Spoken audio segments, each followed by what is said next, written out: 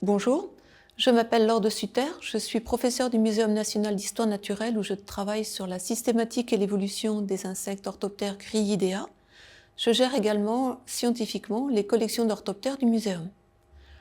Quelles sont les notions clés à connaître sur les orthoptères?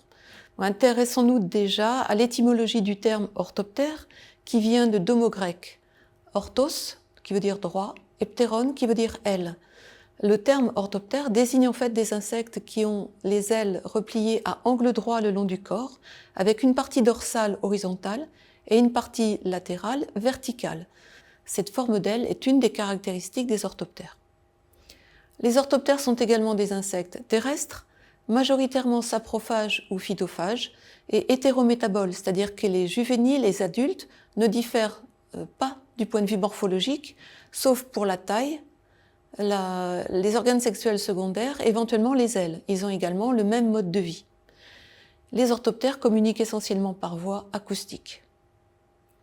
Les orthoptères comprennent deux sous-ordres actuels, que sont les cellifères qui comprennent les criquets et les encifères qui regroupent les grillons, les sauterelles, les courtilières et les espèces qui leur sont apparentées. Plus de 29 000 d'espèces valides sont actuellement connues dans les orthoptères, ce qui est relativement peu pour un ordre d'insectes, surtout quand on les compare aux holométaboles ou aux coléoptères qui comprennent entre 350 et 400 000 d'espèces. On a également un corpus important de fossiles affiliés aux orthoptères actuels qui attestent l'existence de cet ordre ou de son groupe souche dès le Carbonifère. Malgré ce nombre relativement réduit, les orthoptères sont un groupe dont l'étude est cruciale. Déjà, certaines espèces ont un impact humain et sociétal extrêmement fort. Je parle ici des criquets migrateurs qui peuvent ravager la végétation et les cultures régulièrement en Afrique, à Madagascar et au Moyen-Orient.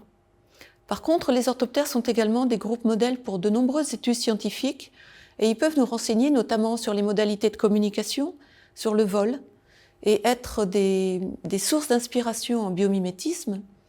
Les criquets, les sauterelles et les grillons sont également de plus en plus utilisés comme bioindicateurs pour suivre l'état et les modifications des écosystèmes.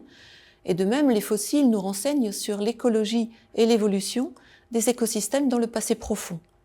Autant de raisons d'apprendre à connaître ces insectes, ce que nous vous proposons dans ce module.